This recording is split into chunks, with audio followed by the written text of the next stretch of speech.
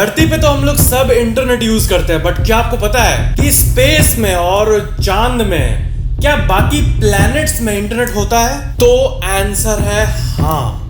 बाकी प्लैनेट्स पे तो नहीं, बट चांद और स्पेस तक पहुंच गया है। देखो, इंटरनेट जो आप चलाते हो वो एक्चुअली में आपको सिंपल लगता है। आप जस्ट कनेक्ट किए अपने वाईफाई या मोबाइल डेटा से, चल रहा है।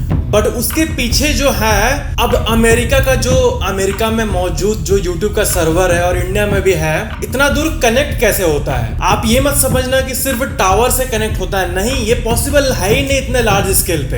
एक्चुअली में इंटरनेट का जो सबसे स्ट्रॉन्ग और बेसिक सा कनेक्शन है वो है वायर्स के थ्रू, मोटे मोटे तार के थ्रू, जो कि हर कंट्री को कनेक्ट करता है। अब आप पूछोगे तार जाता कहां से? हम लोग को तो दिखता नहीं है। वो समुद्र जो होता है, ओशन, समुद्र, उसके नीचे समुद्र का पानी, उसके नीचे जो मिट्टी होता है, उसके नीचे जो अंडरग्राउंड होता है, वहां से तार ले जाया गया है। और बहुत सारे तार मिलके हर कंट्रीज को कनेक्ट करते हैं। और वो होता है बेसिक एक ऐसा चीज, वायर्ड कनेक्शन, जो कि फास्ट स्पीड देता है। और उसके बाद वही चीज टावर्स के थ्रू ट्रांसमिट होती है और अच्छा खासा इंटरनेट पॉसिबल हो पाता है, जो हम लोग सब एंजॉय कर पाते हैं। तो स्पेस स्टेशन में जो इंटरनेट स्पीड है ना, वो बहुत ही कम है। मतलब वहां से कोई वीडियो कॉल नहीं कर पाएगा, और वीडियो देखेगा भी तो 720 पिक्सल जो यूट्यूब में क्वालिटी होता है, उसमें से मैक्सिमम 144 या फिर जो सेकंड वाला 240 पिक्सल होता है उस पर देख पाएगा। अब आप पूछेंगे इतना कम क्यों? वही चीज की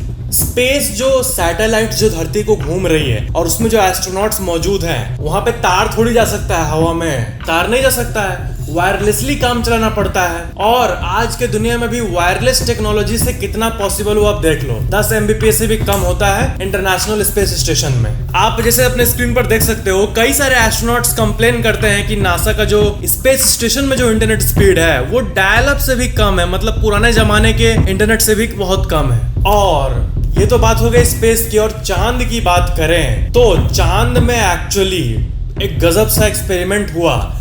नासा और MIT के रिसर्चर्स मिलके किए, चांद पे डेटा ट्रांसफर करने की कोशिश की है। और वो अपने नए टेक्नोलॉजी से 622 Mbps का डाउनलोड स्पीड और 19.44 Mbps का अपलोड स्पीड को अचीव कर पाए। तो ये तो नॉर्मल रेडियो फ्रीक्वेंसी से नहीं हुआ होगा, आपके मन में आ रहा होगा। तो हाँ, लेजर टेक्नोलॉजी से ये हो पाया है। और ये सिर्फ एक एक्सपेरिमेंट था। बहुत लोग जब इंफॉर्मेशन को सुनते हैं उनको लगता है कि हाँ, चांद में अभी भी इंटरनेट है और उसमें 600 Mbps डाउनलोड स्पीड मिलता है, बट नहीं, वो कुछ मिनट का एक्सपेरिमेंट था। उसको सस्टेन करने के लिए जो पावर, जो टेक्नोलॉजी चाहिए, जो रिसोर्स चाहिए, वो अभी नासा के पास नहीं है। तो वो एक एक्सपेरिमेंट था कि ऐसा पॉसिबल हो सकता है। और रेडियो से हम लोग लेजर पे शिफ्ट हो रहे हैं। और जो ये दो टाइप के टेक्नोलॉजी है, हम लोग जो नॉर्मल यूज करते हैं, ब्लूटूथ, अपना मोबाइल डेटा, ये सब रेडियो फ्रीक्वेंसी पे काम करता है। रेडियो फ्रीक्वेंसी जो कि बहुत दिन से चलता आ रहा है। दूसरा है लेजर, जिसपे चंद एक्सपेरिमेंट्स ही हुए हैं। तो